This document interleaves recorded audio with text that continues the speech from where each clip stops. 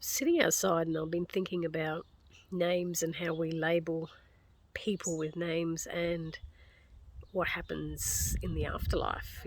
Are souls given names? So what made me think was, so in this lifetime, my parents named me Vicky, so that I'm identified on this earth as Vicky. And I've done past life regression, so in my previous lives, a couple of them, so I've seen myself as a young boy whose name was William. In another lifetime, I saw myself as another woman who was called Mary.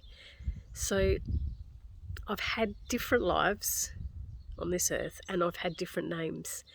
And I've also had different personalities, because the circumstances when I was Mary, the circumstances that I was in that lifetime caused me to create a certain personality, and I had a certain ego. So that was all contained. That person that was Mary had a certain personality, a certain ego. It was like this containment of energy. Then when I was William, I had a different personality. I had a different ego. I had different thoughts because of the circumstances when I was in the body of William. So in this lifetime, in the body of Vicky, I have a certain personality, and I have a certain ego, and I have certain beliefs. Each time I die out of my physical body and return back to being a soul, I go back to a larger sphere of energy. So if you can imagine, there's a ball and part of it breaks off and comes into the body, and then when it dies, the soul goes back to that energetic ball, then it's not going to have a name, because it's had several names, it's had several different lives.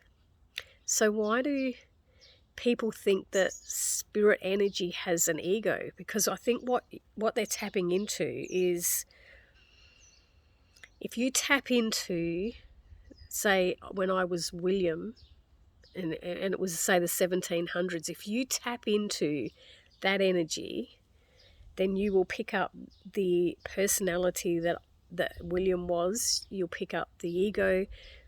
It's like a residual energy that's contained in this little package of information. It's kind of like if you went into a computer system and pulled a file out, and in that file all the information was around that existence. But it's only so that we here can tap into that and draw it out to pick up on it. But when you are actually on the other side, when you are there, when you are spirit, there is no referring to each other by names.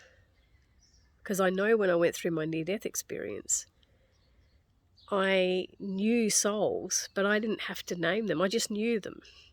I didn't name them. There was no need to name them. It was this innate knowing on who they were.